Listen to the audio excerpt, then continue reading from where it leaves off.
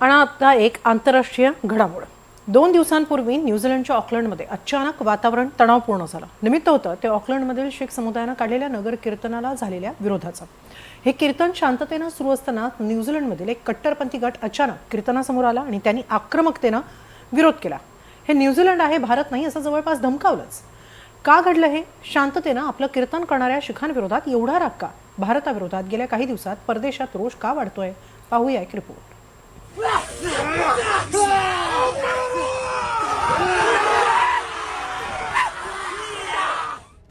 खरंय, हा न्यूझीलंडच आहे, भारत नव्हे। मात्र ज्या पद्धतीने हे घडलं तेही भारतीयांविरोधात, तसं भारतात कुणा परदेशी समुदायासह घडत नाही, कारण ती भारतीय संस्कृती नाहीच। न्यूझीलंडमध्येही आजवर असं घडलं नव्हतं। मात्र 2 दिवसांपूर्वी घडलेल्या या प्रकारामुळे ऑकलंडमधलं वातावरण कलुषित झालंय। ऑकलंड शहरात न्यूझीलंडमध्ये स्थायिक झालेल्या शीख समुदायाकडून एक नगर कीर्तन काढण्यात आलं होतं। हे नगर कीर्तन वेगवेगळ्या परिसरातून अतिशय शांततापूर्ण आणि धार्मिक वातावरणात पार पडत होतं। पुन्हा गुरुद्वारात ते पोहोचणारही होतं, तेही कुणालाही कोणताही अडथळा निर्माण न करता। मात्र अचानक न्यूझीलंडमधील स्थानिकांनी हे कीर्तन अडवलं। नुसतं अडवलंच नाही, तर शीख समुदायासमोर आक्रमक होत हाका डान्स केला आणि या धार्मिक कार्यक्रमात अडथळा आणण्याचा प्रयत्न केला। या सगळ्यात लक्ष वेधून घेत होता तो एक फलक, दिस इज न्यूझीलंड, नॉट इंडिया। या फलकातून हा आंदोलकांचा गट आपला विरोध दर्शवत होता। डेस्टिनी चर्चचे नेते ब्रायन तमाकी यांच्या समर्थकांनी हा सगळा प्रकार केला। गुरुद्वाराजवळ हे कीर्तन पोहोचलेलं असतानाच 30 ते 35 स्थानिक लोकांच्या समूहानं हा विरोध केला। त्यांनी नगर कीर्तनासमोर उभं राहत रस्ते रोखले आणि नारे देऊ लागले। त्यावेळी हा इमिग्रेशन आणि सांस्कृतिक ओळखीचा प्रश्न आहे असं सांगत आंदोलकांनी कीर्तनाला विरोध केला होता। मात्र यावेळी शीख समुदायानं प्रचंड संयम दाखवला आणि वातावरण अधिक बिघडणार नाही अशा पद्धतीनं या सगळ्या प्रकाराचा विरोधाचा सामना केला। खरं तर शीख समुदायाला या गटाकडून सतत चिथावणी दिली जात होती, तरीही समुदायानं प्रत्युत्तरादाखल कोणतीही घोषणाबाजी केली नाही। अखेर पोलिसांनी हस्तक्षेप केला आणि त्यांच्या मदतीनं शीखांनी आपला धार्मिक कार्यक्रम पूर्ण केला। शीखांच्या या संयमाचं, शांततापूर्ण स्वभावाचं सोशल मीडियावर आणि जगभरातूनच कौतुक करण्यात आलं, तर न्यूझीलंडमधील या विशिष्ट गटावर टीकाही करण्यात आली। मधल्या काही सामाजिक संघटना आणि राजकारण्यांची दुटप्पी भूमिका न्यूझीलंड मधल्या घटनेवरून आपल्याला स्पष्टपणे दिसून येते। एका बाजूला भारत आणि न्यूझीलंड यांच्यामध्ये फ्री ट्रेड एग्रीमेंट झालेला आहे, ज्याच्या माध्यमातून द्विपक्षीय संबंध, द्विपक्षीय व्यापार हा तर वाढणारच आहे आणि एका दृष्टीनं भारत आणि न्यूझीलंड यांच्यामध्ये जवळीक निर्माण होणार आहे।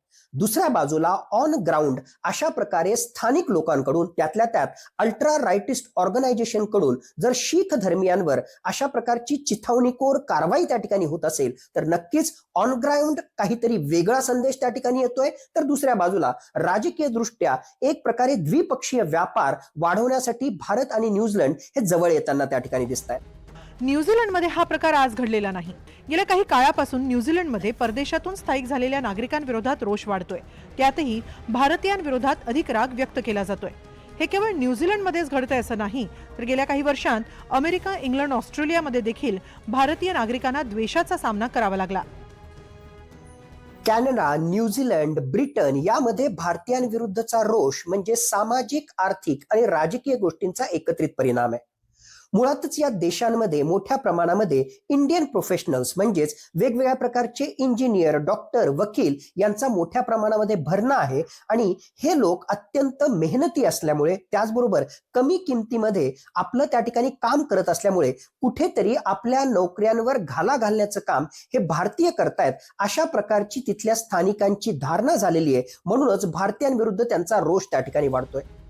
एकीकडे न्यूझीलंडमधील काही कट्टरपंथींनी भारतीयांना विरोध केलेला असतानाच देशपातळीवर मात्र न्यूझीलंडनं भारतासह मुक्त व्यापार करारावर स्वाक्षरी केली।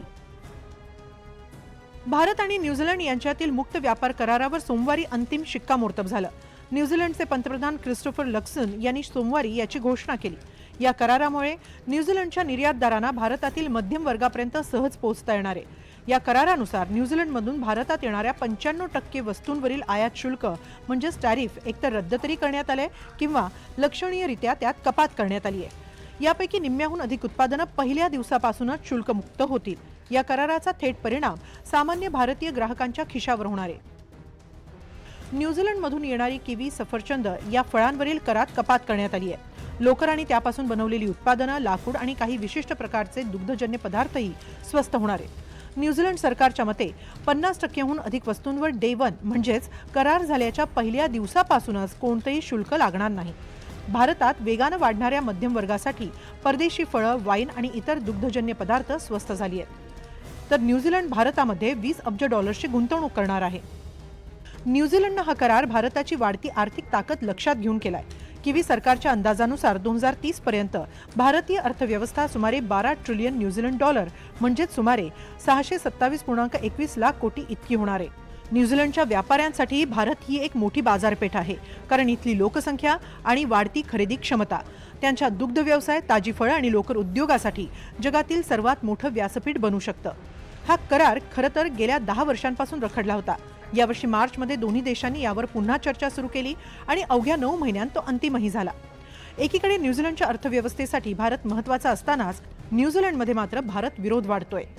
सरकारने कंट्रोल ठेवला पाहिजे, कारण एका बाजूला वेगवेगळ्या प्रकारच्या द्विपक्षीय कराराच्या माध्यमातून भारत आणि न्यूझीलंड यांचे संबंध मजबूत होत आहेत. दूरगामी जर परिणाम त्या ठिकाणी पाहिले तर न्यूझीलंडच्या डेअरी सेक्टरला या द्विपक्षीय कराराचा खूप मोठ्या प्रमाणावर फायदा होणार आहे. आणि जर न्यूझीलंडच्या सरकारनं अशा प्रकारची कारवाई त्या दोषींवर त्या ठिकाणी केली नाही तर भविष्यामध्ये भारताला सुद्धा एक प्रकारे हिंदू धर्मीय असतील किंवा भारतीय जे न्यूझीलंडमध्ये आहेत त्यांच्या सुरक्षिततेविषयी सिरियसली विचार करावा लागेल. आणि भारतीयांची सुरक्षितता ही प्रथम समोर ठेवून मगच वेगवेगळ्या प्रकारचे करार कुठल्या देशाशी करायचे की नाही याविषयीचा निर्णय भारत सरकारला येणाऱ्या काळामध्ये घ्यावा लागेल. खरं तर भारतीय अर्थव्यवस्थेचा वाढता आवाका पाहूनच गेल्या काही वर्षात ऑस्ट्रेलिया, UAE यासारख्या देशांनी भारतासह मुक्त व्यापार करार केलाय. हा 7वा मुक्त व्यापार करार आहे. हे सर्व विकसित अर्थव्यवस्थांसोबत आहेत, ज्यांचे दरडोई उत्पन्न भारतापेक्षा लक्षणीयरित्या जास्त आहे. भारताशी स्पर्धा करण्याऐवजी आम्ही भारतीय अर्थव्यवस्थेला पूरक असलेल्या देशांशी व्यापार संबंध वेगाने वाढवत आहोत हे स्पष्ट होत आहे. भारतानं गेल्या 5 वर्षात 7 मुक्त व्यापार करारांवर स्वाक्षरी केली आहे. त्यामुळे भारताची जागतिक व्यापार भागीदारीही मजबूत झाली आहे. अशात भारतीय समाजाविरोधात या मोठ्या देशांमध्ये वाढणाऱ्या विरोधाकडे तिथल्या सरकारांना दुर्लक्ष करून चालणार नाही. Bureau report, NDTV Marathi.